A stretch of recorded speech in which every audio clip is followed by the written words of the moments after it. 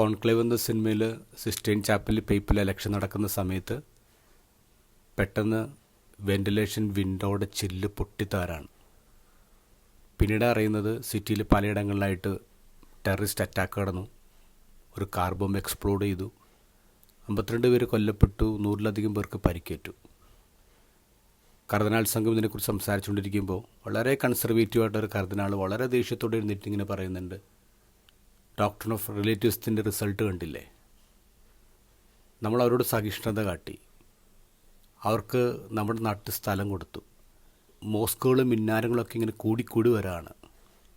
എന്നിട്ടിപ്പോൾ എന്തായി? They are literally at our walls right now.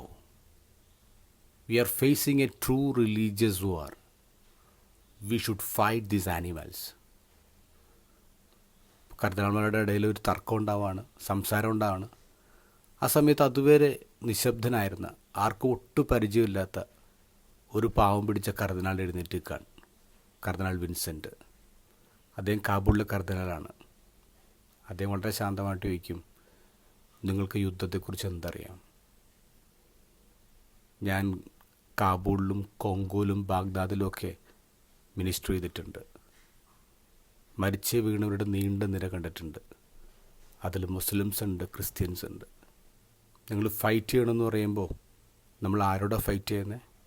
ഈ ബോംബ് പൊട്ടിച്ചവരോടോ?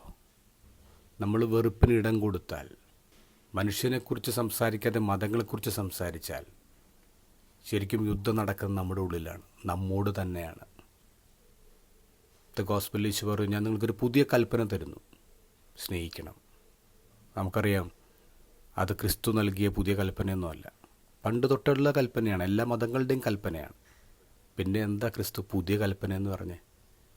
ഇത്രയേ ഉള്ളൂ, ഞാൻ നിങ്ങളെ സ്നേഹിച്ചതുപോലെ നിങ്ങൾ സ്നേഹിക്കണം. അത് പുതിയതാണ്. ലോകത്ത് ഇന്നുവരെ അങ്ങനെ ആരും പറഞ്ഞിട്ടില്ല. ഞാൻ നിങ്ങളെ സ്നേഹിച്ചതുപോലെ. അപ്പോൾ ക്രിസ്തു എങ്ങനെ സ്നേഹിച്ചേ?